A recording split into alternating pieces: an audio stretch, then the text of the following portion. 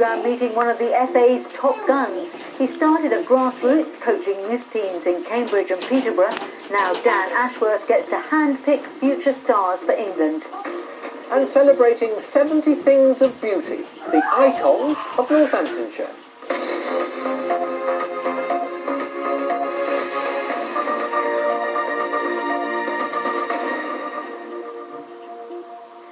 First tonight, the drive to halt deaths from asbestos more than a decade after it was banned. It's been revealed that an average of 20 tradesmen and women die every week from asbestos-related disease. And new findings released today by the Health and Safety Executive say many are still unaware of the dangers. Carpenters, painters, builders can unwittingly come into contact with asbestos more than 100 times a year. And young workers in particular don't realise the substance is still present in buildings constructed as recently as the year 2000. This report from Stuart Ratcliffe. Breathing in these microscopic fibres can be a death sentence. Asbestos is now the biggest work-related killer in Britain. 30 years ago, Simon Clark was an apprentice electrician. He regularly had to cut through pipes which were lagged with asbestos. 2 years ago, he was diagnosed with mesothelioma, an asbestos-related cancer. Well, it's devastating. I was numb, really, and I didn't know what to do, what to say.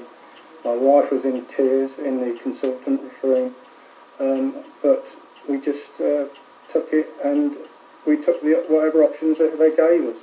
Those options led to major surgery, including the removal of tumours from his lungs, his heart, and the removal of his diaphragm. That was 2 years ago, when he was given just 3 months to live. A lot of the charities now bring me to talk to other people that have just been diagnosed so that I can help them. They all use me to mediate between people. And does that help you to know that you're helping others in a similar situation? Oh, without a doubt. And to talk, it helps me talking to other people. Asbestos can still be found in Arctic ceilings, in toilet cisterns and even floor tiles. So now this new campaign is trying to blow a few myths about asbestos. People felt that if they drank water before they worked with asbestos they would be safe, or if they opened the window if they were working on it they would be safe. That's not true. A lot of people thought that buildings built between 1970 and the year 2000 wouldn't have asbestos in them. Again, that's not true because asbestos wasn't banned until the year 2000. Asbestos cancers can have a gestation period of more than 30 years. So although the use of asbestos has now been banned, the fear is cases such as Simon's could sadly become increasingly common. Stuart Ratcliffe, BBC Look East. Adam Oak is with the construction union UCAT. He told me that they're called on a daily basis by members with asbestos concerns. But with the dangers being evident for so long, I asked him why workers still struggle to identify it.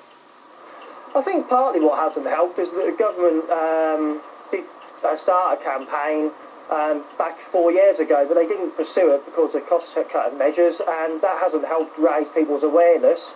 And it was only back in 2000 that he stopped putting asbestos into new builds, so that hasn't really helped push things forward as much as we'd like to have done.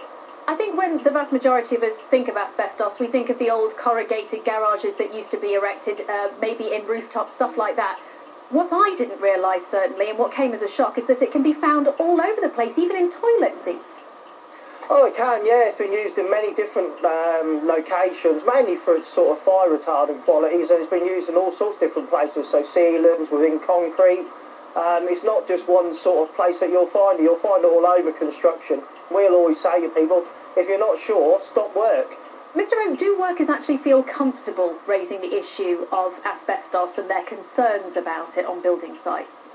No, I don't think they do, because there is a lack of training, there's a lack of awareness out there. That's why we welcome what the HSE are doing with their new campaign, but I think because of the lack of awareness amongst the construction workers, people are reluctant to mention it, and it needs to be more at the forefront, and people need to be trained, and they need to be confident. Even those people that aren't dealing with asbestos every day still need to be trained in and aware of what it's all about. Is it time that there was a mandatory course for everyone to learn about asbestos who's in that kind of industry? Oh yes, definitely. We would welcome a mandatory course on asbestos training. You know, people can be exposed to asbestos without knowing it. It can be in schools, in public buildings, and it is really up to councils to keep very accurate surveys, and we're not always convinced that them surveys are as accurate as they could be. For some time, asbestos has been seen as a ticking time bomb for workers. How long do you think it will be before that stops? Well, it is a hidden killer. People don't realise what they're dealing with asbestos, and it really is important that the message is sort of out there so people understand it. And we're very optimistic that by having a high profile around it, that we'll finally stop people being exposed to this really dangerous, was really dangerous substance. Adam Oak there. Next, use it or risk losing it. That's the message from Bedford Borough